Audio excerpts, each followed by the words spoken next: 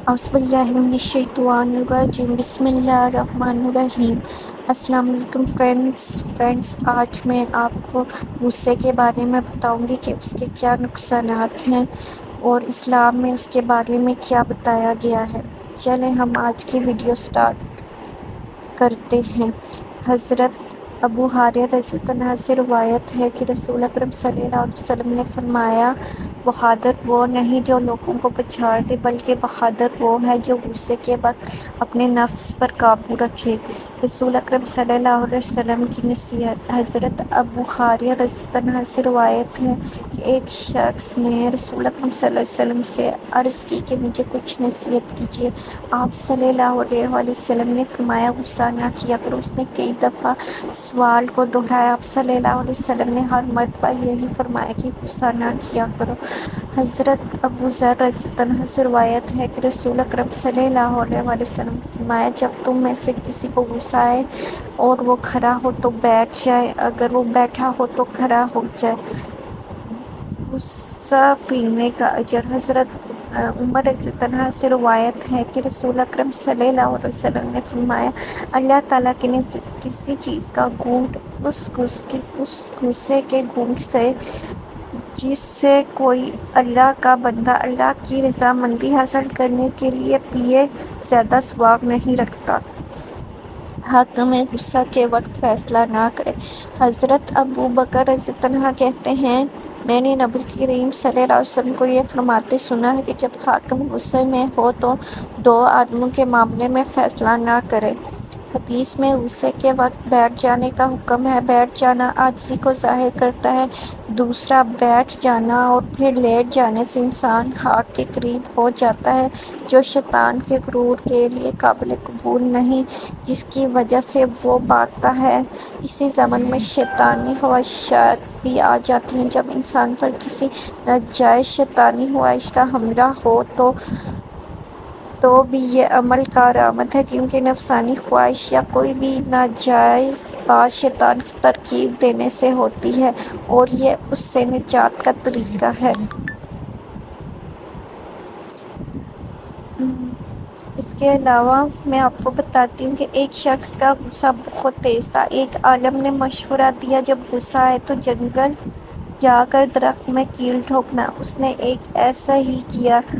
آخر ایک دن اس کا غصہ ختم ہو گیا۔ اس نے عالم کو بتایا۔ عالم نے کہا، اب اس درخت سے یہ کیلیں نکال لو۔ آدمی نے کیلیں نکال لی، لیکن درخت میں سوراخ ہو گئے۔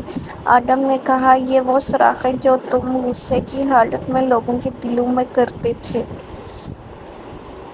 اور اس کے علاوہ ہمارے حضرت محمد صلی اللہ علیہ وسلم نے فرمایا، غصہ شیطان کے اثر سے ہوتا ہے۔ شیطان کی پیدائش آگ سے ہوئی ہے اور آگ پانی سے بجھائی جاتی ہے، لہٰذا جب تم میں سے کسی کو غصہ آئے تو اس کو چاہیے وضو کر لے۔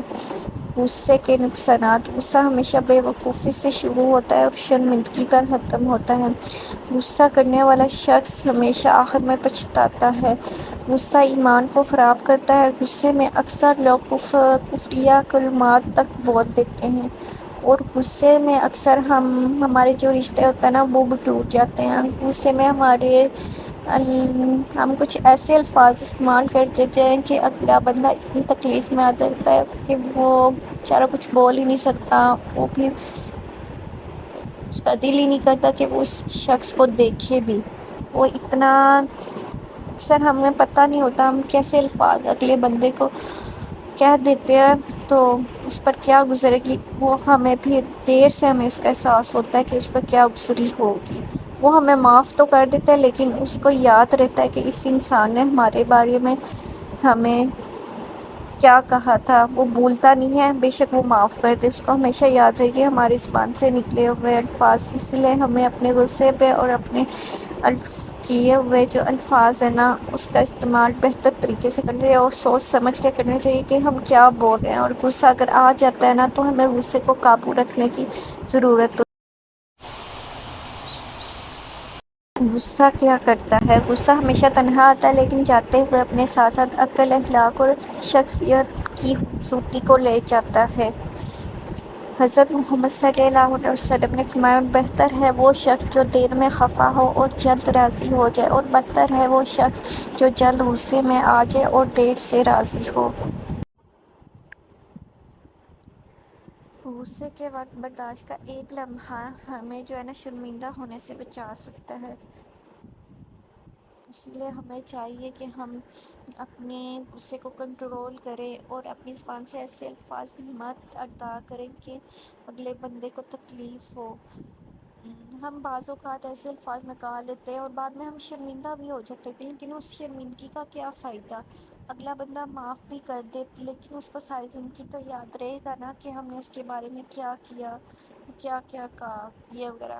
ہاں وہ الگ بات ہے کہ ہم اللہ سے سچی توبہ کرتے اور اس انسان سے سچے دل سے معافی مانگے، اور جب وہ دیکھے گا نا کہ وہ انسان بدل گیا ہے تو وہ اس وقت انسان ہو سکتا ہے وہ آپ کو اس طریقے سے بھی معاف کر دے، لیکن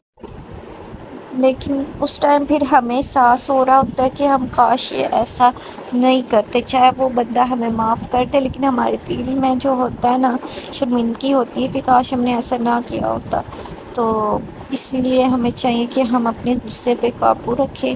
غصہ جو ہے نا وہ صحیح فساد ہے، مطلب کہ وہ شیطانی آگ کی طرح ہے، شیطان جو ہے نا وہ ہمارے اندر وسوسے ڈالتا ہے، تو پھر اس کی وجہ سے نا بہت سارے فساد جو ہے نا وہ ہوتے ہیں۔ تو اس لیے ہمیں چاہیے کہ جب بھی غصہ آئے جب بھی ہمیں غصہ آئے ہمیں طاؤس پڑھ لینی چاہیے یا وضو کر لینا چاہیے، یا پھر اگر ہم بیٹھے ہوئے ہیں تو کھڑے ہو جانا چاہیے، یا کھڑے ہیں تو ہمیں بیٹھ جانا چاہیے۔